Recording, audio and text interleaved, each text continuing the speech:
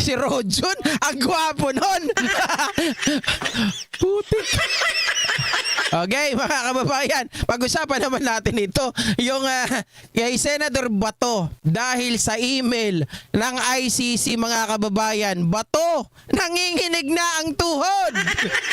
Bakit takot kung walang kasalanan? 'Di ba? Pakinggan niyo po ang istorya at kwento nitong si Senator Bato, mga kababayan, na habang nagkukwento, nanginginig na ang kanyang tuhod.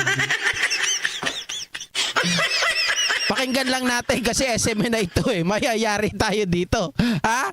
Pakinggan lang natin. Nagdududa pa ako kung ito ay talagang authentic na ICC. Teka lang, wag ko daw masyadong sabi niya, sabi ng misis ko, wag mo masyadong pakiligin, lumalaki ang tenga ko. Wow.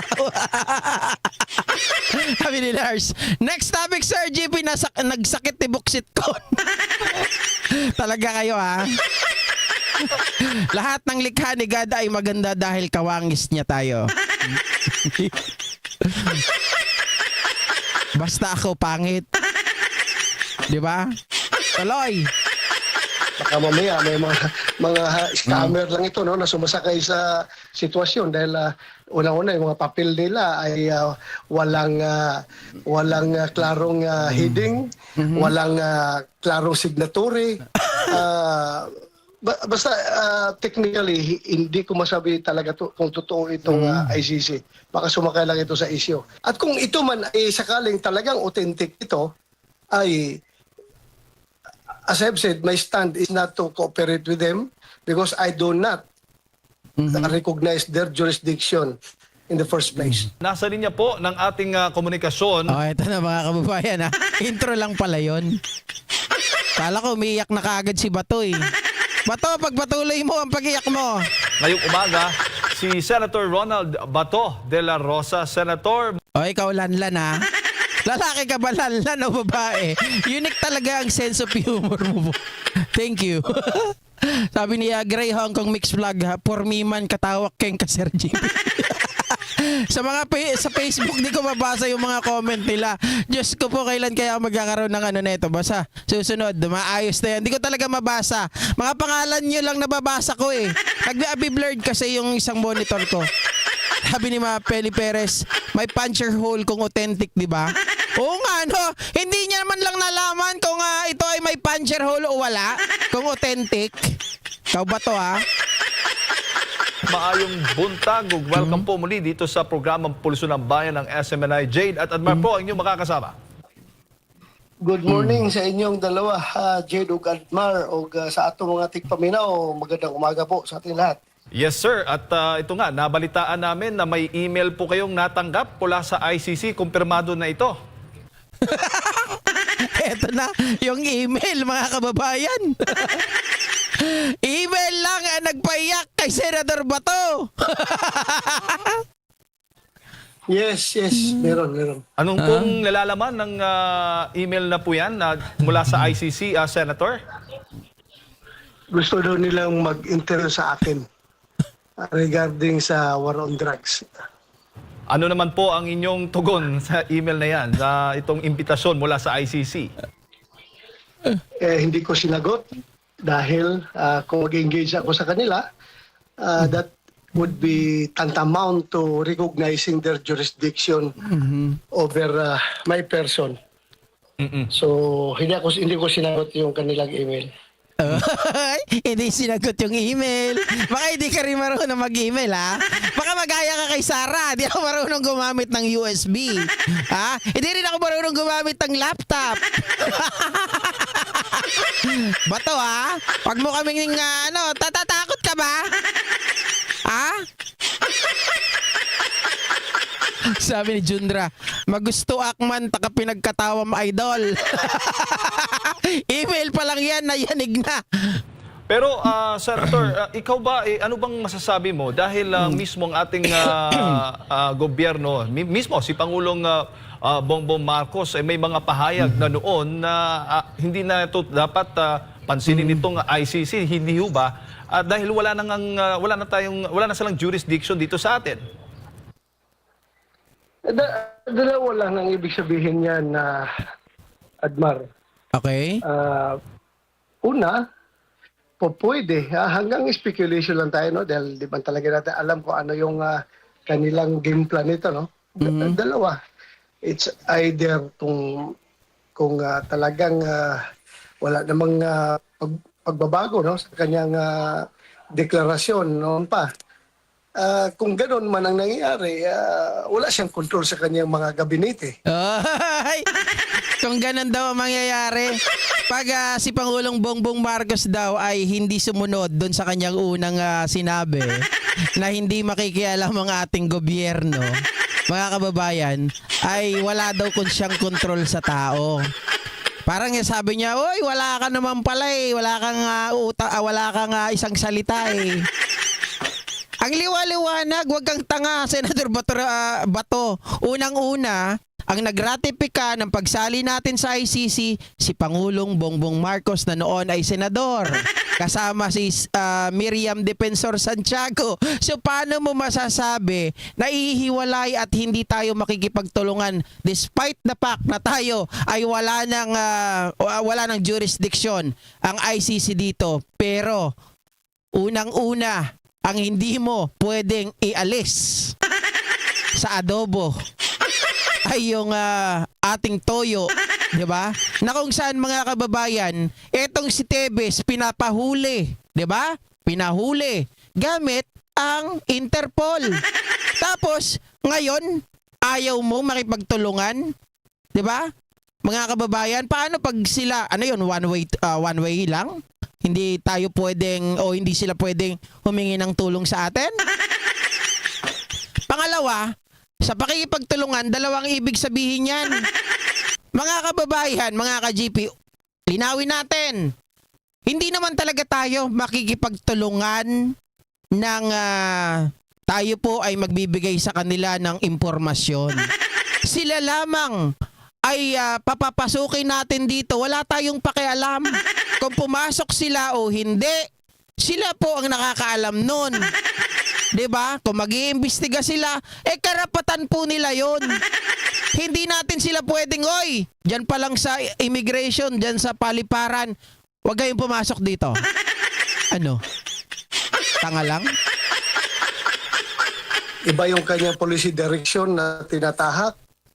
Iba ang ginagawa sa likuran. So, walang sincerity kapag ganon. Baga. Hoy, hindi raw sincere si Pangulo. Tanga kasi kayo, sa totoo lang.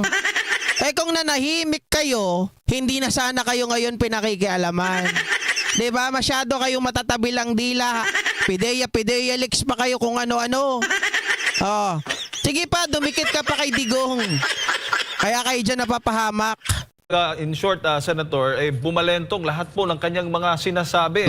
Ang dami po, hindi lamang yata sa issue ng ICC, maraming pang mga issues na ganito rin ang trend na ginagawa ng Pangulo. Well, that remains to be seen, no, as far as ICC is concerned. Kung talagang ang gagawin ng gobyernong ito ay taliwas sa kanyang sinasabi. Kung talagang gagawin na yan, ibig sabihin, walang panindigan ang gobyerno. Oy, wala daw paninindigan. Mga kababayan, isipin natin. Sabi ko kanina, ang Pangulo ay para sa taong bayan. Ang Pangulo ay Pangulo ng 115 million Pilipinos. So pag kayo ang pinagbigyan, magiging siya ba ay Pangulo ng pangkaramihan? Diba? Diba magiging ano na lang din siya, magiging kagaya nyo. Diba? Pangulo ni Duterte, Pangulo ni Kibuloy, sunod-sunuran. Yan ang gusto ninyo mangyari. Diba? Maliwanag, mga kababayan, that we are abide na pagbigyan yung mga taong gustong pumasok dito. Na kung gusto nila mag-imbestiga, sige, go on. Pero hindi kami makikipagtulungan sa inyo. Dahil kayo ay ICC, hindi na kami kasali sa inyo, hindi na kami member, gawin nyo lahat ng gusto nyo. Ang gusto ni Bato, harangan daw, mga kababayan. harangan. Huwag daw papasukin. Tanga. Mga kababayan. Anong ito at ito'y bali doble kara. Doble kara ang gobyerno na ito kung gano'n ang mangyari. Senator, ano ho bang dahilan? Bakit nais kayo ng ICC na interviewin at tanungin? Anong particular po ang gusto nilang malaman po mula sa inyo mismo? Hindi ko na tinanong, no? As I've said, hindi ko in-engage. Kasi unang-una, nagdududa pa ako kung ito'y talagang authentic na ICC. Baka mamaya may mga scammer lang ito, no, na sumasakay sa sitwasyon dahil unang-una yung mga papel nila ay walang klarong heading, walang Oh, but hindi mo tinignan yung puncher hole. Di ba yun lang yung basihan mo kung ito ay authentic? Ba't di mo tinignan yung puncher hole? Ngayon sa heading ka naman tumitingin. klarong signatory. Basta technically, hindi ko masabi talaga kung totoo itong ICC. Baka sumakay lang ito sa issue. Hindi kami sigurado. At kung ito man ay Sabi ni, wait. May nakita ko dito comment. Sabi ni Alduin Trani, bangag kasi kaya walang isang salita. Ay, teka lang bilangan nga tayo ng walang isang salita. Sinabi ba ni Pangulong Bongbong Marcos na tutulungan niya ang ICC? Di ba sabi niya hindi tayo tutulong? Di ba pag sinabing tutulong, yun ba ay physical? Yun ba ay kailangan mga kababayan? Pag sinabing tulong, yun ay sasamahan, mag-a-assist at kung ano-ano pa. Wala ngang pagtulong Hindi pagtulong yung pababayaan lang silang pumasok dito. At speaking dun sa sinasabi nyo na walang isang salita, okay? Si Digong, umpisahan natin. Sabi niya, pag ako nanalo, yang flag ng Pilipinas, magje-jet ski ako, itatayo ko yan doon sa lupain ng mga incheck. Number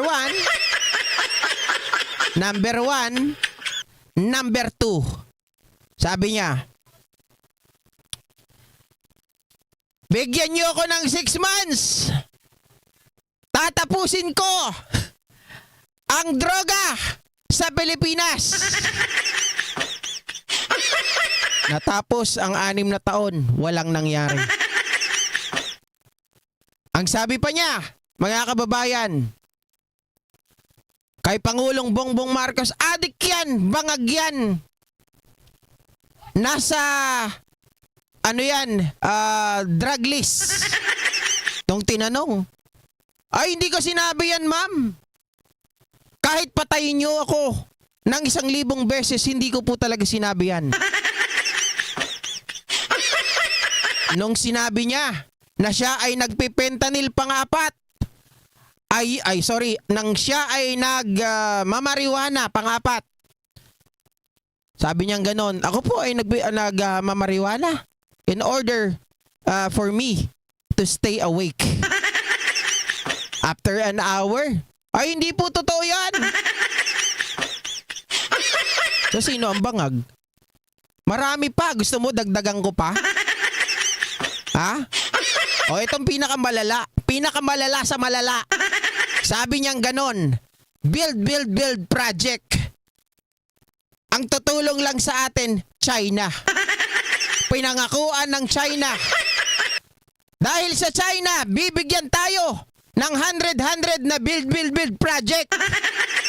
Natapos ang 6 na taon, 2 lang ang binigay ni China. Si Digong iniwanan na. Ano na? Meron pa ba? 5 lang yan sa mga naalala ko pa. Pag gusto nyo pa, bibigyan ko pa kayo.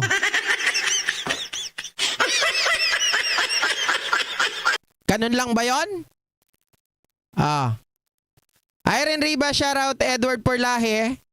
Kay Teresita Tan, shoutout po. Tito Regwa, shoutout po sa inyo. Ano na mga kababayan? Aldwin Trane. Wag mo akong utusan sa pagdidibang. 'Di ba? This is my channel. Ayaw ko nga i-content yan si Maharlika, walang kasensense eh. 'Di ba? Walang kasensense. Tuloy natin si Bato, mga kababayan. Pakinggan natin kung paano iiyak. Sakaling talagang authentic ito, ay, as I've said, my stand is not to cooperate with them because I do not recognize their jurisdiction. Pang squatter pala content ko, bakit nandito ka, Dynamic Force? Ha? Hoy, crush mo lang ako eh.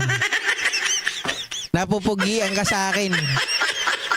Sa totoo lang, gusto mo yung peke kong bigote? Bibigay ko sa'yo.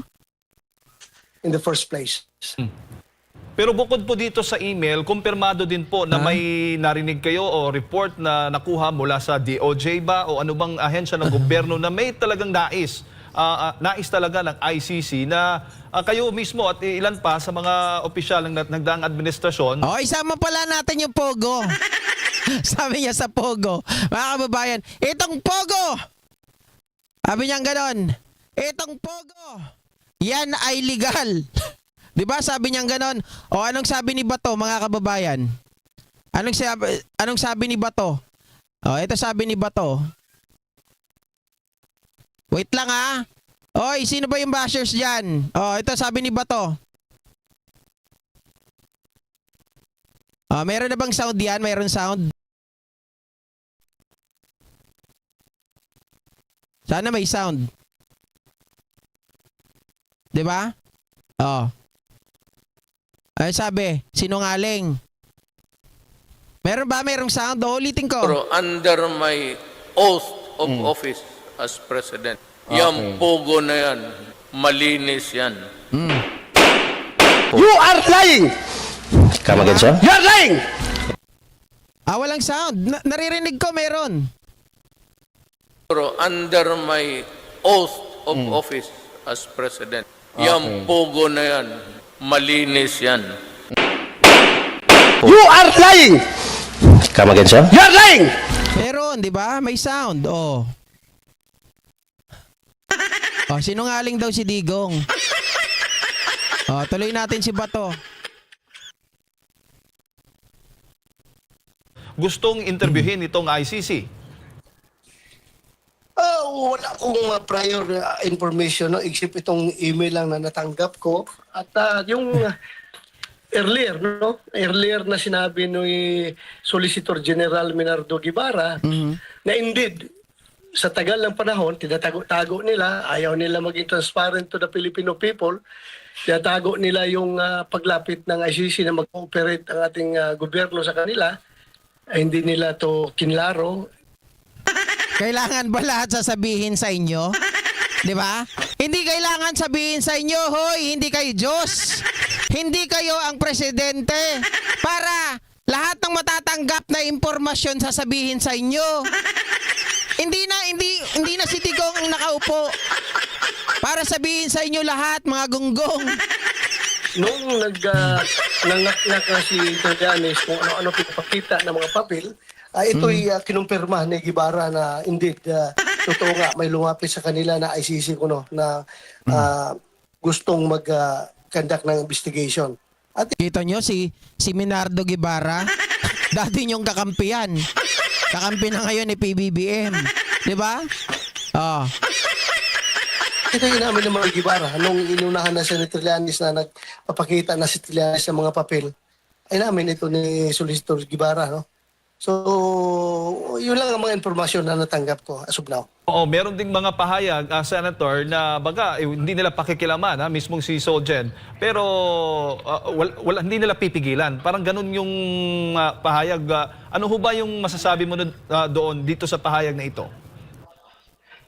It clearly shows na kung yun, sabi mo, hindi mo na-recognize, hindi ka mag-cooperate, pero inaalaw mong pumapasok dito sa ating bansa para makialam, mag-conduct na investigation, makialam sa ating domestic affairs.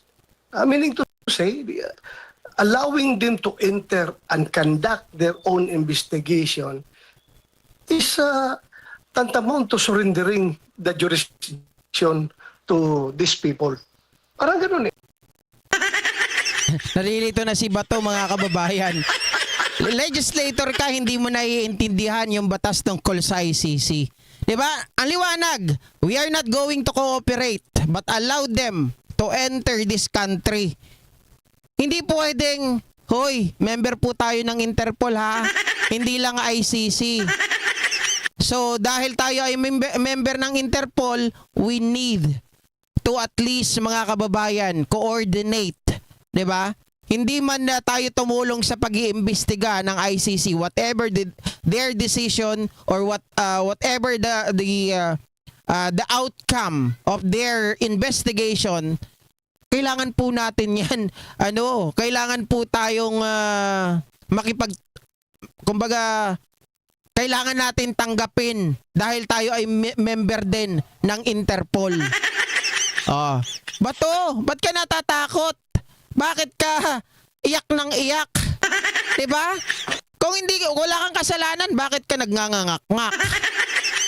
'Di ba? Hindi ko talaga alam, Bato. Nagugulumihanan ako sa iyo. Ito pa, mga kababayan, sa parliamentary ay may sinabi pa itong si Bato. Dito pakinggan nating maigi ito. Mr. President, distinguished colleagues, I rise today on a matter of collective and personal privilege. Government's first duty is to protect the people. Okay, ito yung narrative niya. First duty ng presidente is to protect people. People! Remember ba to? Ang ginamit mo, people, hindi person. Tandaan niyo po yung sinabi ko. The first duty of the president is protect his people. Tandaan niyo po yan ha. Bato, baka hindi mo natatandaan yung sinasabi mo. Tandaan mo. Statement from former President of the United Ulitin ko. Mr. President, distinguished colleagues, I rise today on a matter of collective and personal privilege. Government's first duty is to protect the people. Okay? This statement from former President of the United States of America, my namesake, Ronald Reagan, is an embodiment of the Latin phrase, parens patriae, which literally means parent of the country. Nanggamit ka ba ng ibang Nanggamit ka pa ba ng ibang tao? Ronald Reagan? Ay nako, mga parent of the country. Kaya sabi niya, parent nga ng country, itong si Pangulong Bongbong Marcos again. Uulitin ko, tandaan po ninyo. Sabi niya, the first duty of this government is to protect his people. Hindi niya sinabi to protect this person. Okay? According to the recognized doctrine of parens patriae, a state has a paternal and protective role over its citizens or others subject to its jurisdiction. Okay? As parens patriae, the Philippine government has the duty to ensure that all its citizens are safe and protected, especially those who cannot protect themselves.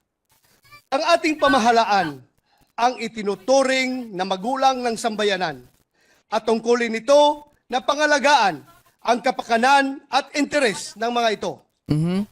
Kabilang narito ang pagtitiyak na ang ating bansa, ang ating tahanan ay ligtas mula sa kung sinumang magtatangka na manghimasok. We are a sovereign nation. This we know to be true.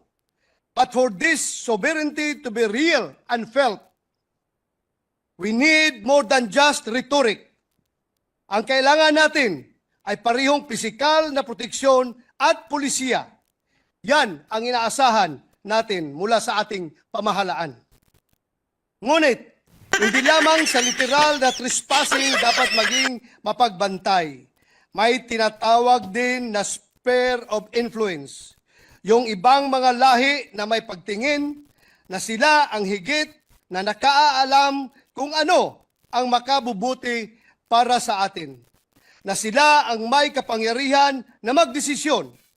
na sila ang Diyos, noting that membership in the International Criminal Court is detrimental to the national sovereignty and safety of the Filipino, the Philippines submitted its notice of withdrawal from the International Criminal Court to the United Nations on March 16, 2018.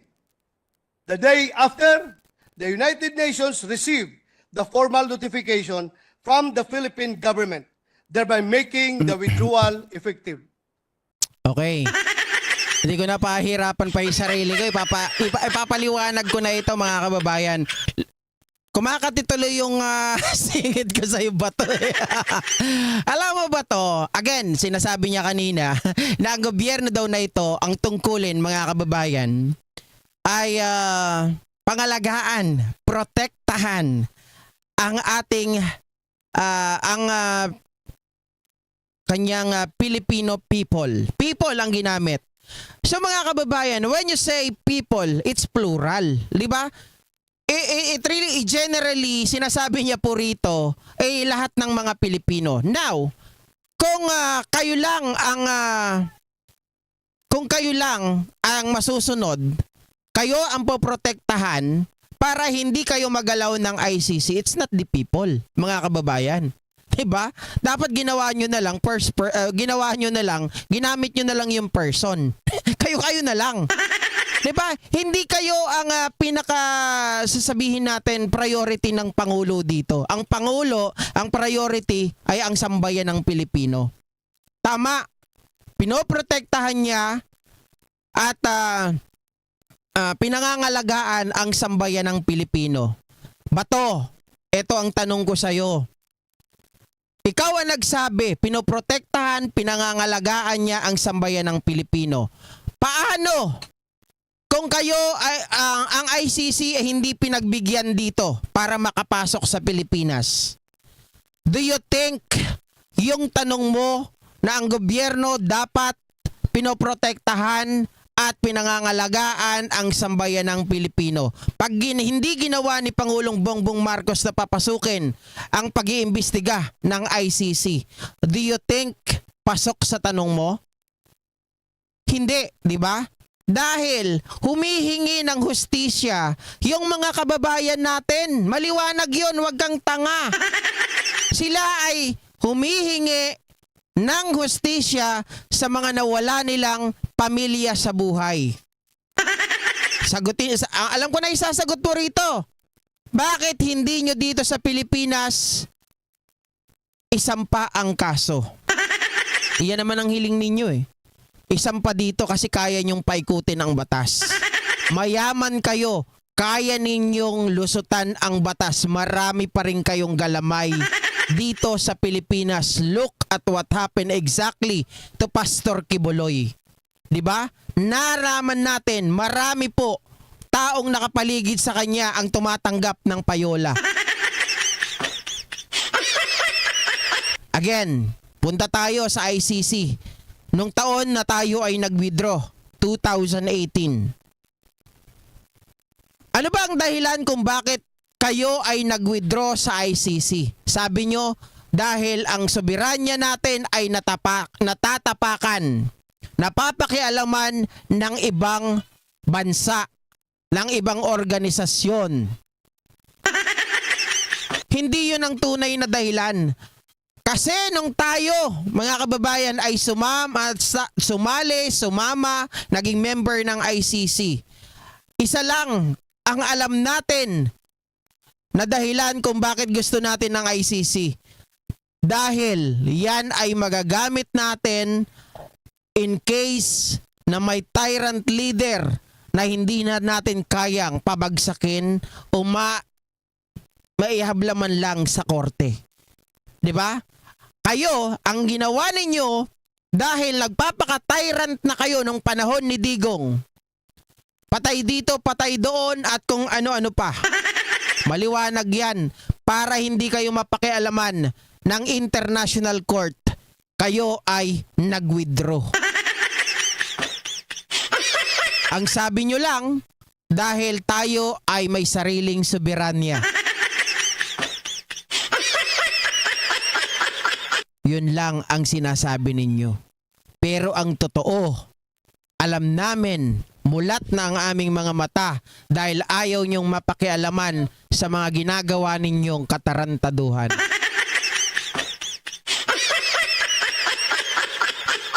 Ilocanang ka na. Oo, hindi siya attend. Kasi nagtatago siya sa interparliamentary na tinatawag natin. Pero may precedence na ang isang member of the House na ipinatawag, mga kababayan, sa Congress din ata o sa Senado ay umattend naman po. Sa palagay ko, pwede nilang anuhan ng sampina itong si Bato de la Rosa.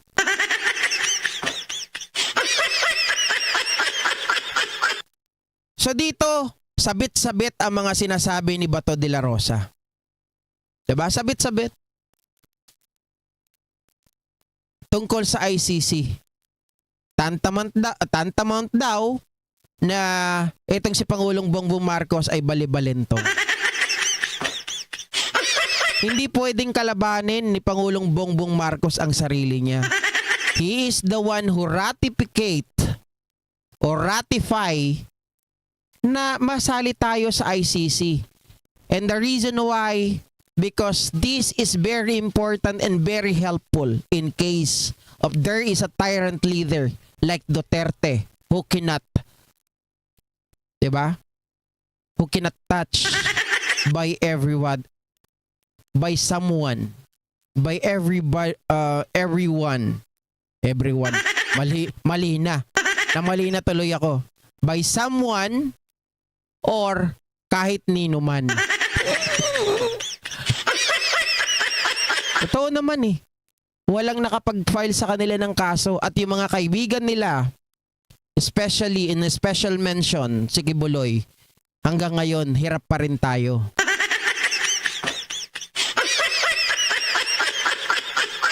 So Bato, kung wala kayong kasalanan, simple lang.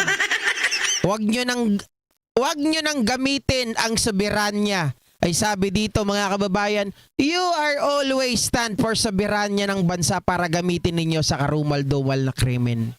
Pero mga kababayan, paano yung mga tao na naghahangad ng kanilang mga hustisya sa kanilang mahal sa buhay? Yun ang priority at yun ang mandato ng ating Pangulo to protect, 'di ba? To protect his people. Yan yung sinasabi, to protect his people, hindi to protect yung mga private individual na kagaya ninyo. Hindi pwede na protektahan niya yung may vested interest lang na kagaya ninyo. He has to be and he should do something for his people. Kailangan niyang gumalaw para sa mga tao, para na sa nasasakupan niya, hindi para sa inyo. Diba? Ang tatapang nyo. Ang gagaling ninyo. At ikaw, Bato, umamin ka na, diba? Sinabi mo na may karahasan, may EJK na nangyayari nung panahon ni Digong. Oh. Sabi ni Ma'am Delia Benitez, I salute you GP for protecting our beloved PBBM. Kaya lang masakit na ang tiyan ko sa katatawa sa'yo. Mabuhay ka. Maraming salamat po Ma'am Delia Benitez. You know what? Yung mga comment ninyo na ganyan, yan ang talagang nagpapatatag sa akin. Yan ang nagpapagwapo sa pangit na mukhang ito. Sabi ni Moses at ni Dynamic Force. Pero hindi ako naniniwala sa kanya. Dahil kayo, ang nakikita ninyo, sumasakit ang mga panga at mga tiyan nyo. Sabi ni Philip, akala ko kasing tigas ka ng bato. Yung bato, nalusaw na po ng asero. Yung bato, pinukpok na po ng maso. Okay? So again mga kababayan, thank you so much to every one of you. Right? Maraming salamat po muli sa pagtangkilik nyo sa channel na to. Now, as of the moment, palagay ko nasa ano na tayo, 23,500 plus. At salamat sa lahat ng mga nanood, sa lahat ng mga nagsitawa. Salamat sa lahat ng may mga natutunan. Pag wala kayong natutunan, sabihan nyo ako. Diba? Kasi sabi, political vlogs daw to pero basura daw. Masaya naman sila. Diba? Sabi ni Lanlan, sabi ko sa'yo, unique cat, very smart eh. Malaki tenga ko ha. Bye guys! Thank you everyone! See you next time! Iris Casino, galing mo pwede komedyante. Kaya na in love yung asawa ko sa akin. Bye!